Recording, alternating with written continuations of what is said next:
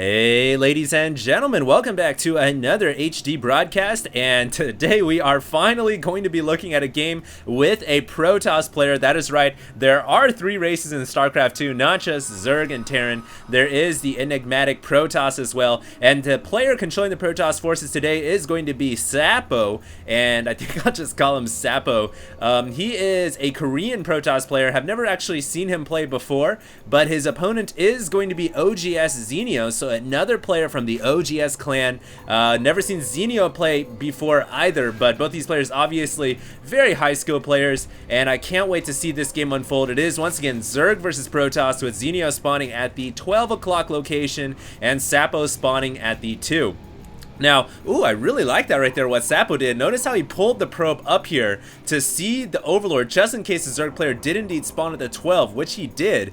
A lot of times what Zerg players do is they'll push their Overlord in, and then right as they see the Nexus, they'll pull away, so that Ssapo would not see the Overlord, would not know where the Zerg player spawned. But he put the probe there just to see if the Overlord was coming, and he did see the Overlord, so now he knows where the Zerg player did spawn, and there was no delay to that initial scouting probe. So I really like that play from Ssapo. Very clever, very small thing that he can do, and it looks like he is going to go with the Forge expand here. This is something that not a lot of Protoss players do against Zerg these days. Very reminiscent in Brood War, you would see a Forge fast expand, but that's not something we really see in ZVP these days because of the threat of the Baneling bust.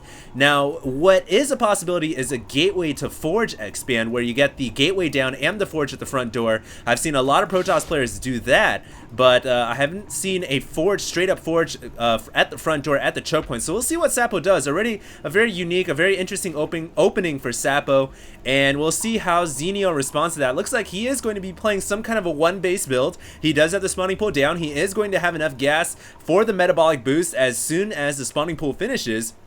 And the Overlord here also seeing what is going on at the front door. Oh my goodness, Ssapo's actually saving up for a Nexus. He is going for a Forge fast expand. This is straight up out of the Brood War textbook. This is a play that a lot of Brood War players use, but I've never seen it used successfully in StarCraft 2. Oftentimes, early Zerg pressure with Banelings will just bust down that front door so easily. It looks like we do have a gateway coming up for Ssapo as well, so he is going to be throwing up a gateway and a couple of cannons behind that door as well, and this can fortify the front, and it's going to be up to Zenio to make something happen here. He has a Roach Warren going down, so he's not going for Banelings as I thought he would to break down that front door. Instead, it looks like he is going to be playing some kind of an economic game himself. He was about to get an expansion down, but has now just decided to cancel it. Zergling chasing the probe, the scouting probe out here at the front of the choke of Zenio.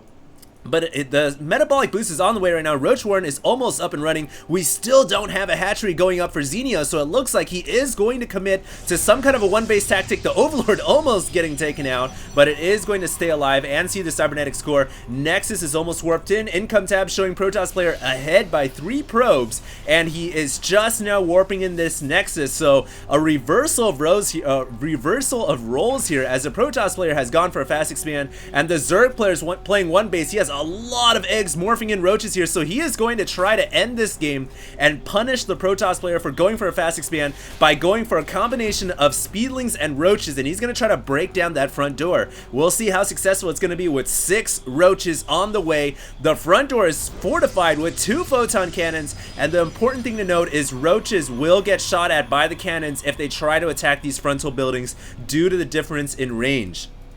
I would have really liked to see Zenio go for Banelings instead. I think Banelings attacking this pylon and then going for the pylon in the back would have been a much better use of trying to break down the front door and punish the Protoss player for going for this fast expand. I really think Baneling bust would have been better, but here we go. Zenio has the roaches, he has speedlings, he is going to try to make something happen. There are 2 cannons here, and I think this is going to be very tough for Zenio to break through. Nice pylon positioning here to prevent the Zerglings from flooding in, and this is going to ward away Zenio. So now he's got a lot of catching up to do. At 15 harvesters under 28, he is going to continue to try to break down this front door. The Forge is almost depleted its shields, and the photon cannon losing about half its shields as well. A 3rd cannon being warped in just for safety. Ssapo here playing very conservatively. He has no units. He is warping in a Stargate, and it looks like somehow the 2 roaches are going to be able to attack this cybernetics core. So look for Ssapo to possibly warp a cannon in up here to protect that, or he might just lose the cybernetics core. Might not be enough time. Ssapo gonna get a robotics bay down. The real threat is this Stargate that is beginning to warp in here, and it looks like the cybernetics core will get taken out for Ssapo. Meanwhile, an expansion going up for Zenio, a double expand going up for Zenio, so he knows he is behind right now. He has killed the cybernetics core, but he knows he's behind, so he's throwing up an extra hatchery. He's going for a double fast expand here, or I should just say double expand, to try to catch up with the Protoss players should this game go into the late term macro mode. So we'll see what Zenio can come up with to deal with Ssapo right now. He is getting a Phoenix out of this Stargate, not chrono boosting it out, but he is going to be able to scout with that Phoenix, and I think that's all that Ssapo really wants. Get an early unit out in the air so that they can go around and see exactly how many expansions a Zerg player has and what kind of tech and what kind of units are coming. A lot of saturation here at the main for Zenio, but he is still down by almost half in terms of harvester count, 24 under 42. He is getting this natural up right now, so he should definitely Maynard some of his drones over, and we do see a couple of drones going, and he is about to get this third up as well. So if he can get some saturation going on this natural and the third, then he should be in a decent position. The Phoenix Scout has come out right here, and it is going to be able to pop off a couple of overlords, but Zenio is probably going to be able to defend it with his queens. He should get a couple more queens out. Yeah, one more queen coming out of the natural. The Phoenix being a little bit extra annoying here, and one thing that Zenio does not want to reveal is this expansion over here. So he really doesn't want to lure the Protoss Phoenixes over to that expansion. He doesn't want to reveal his trump card or his ace card right now, which is that hatchery, the third expansion. Meanwhile, it looks like Zenio continuing to hold this Xel'Naga Watchtower. I like that play. Ssapo here transitioning into a robotics facility is getting a new cybernetics core down to replace the old one. The Phoenix continuing to scout, sees exactly what kind of composition he is up against. The drone counter is starting to catch up really quickly indeed.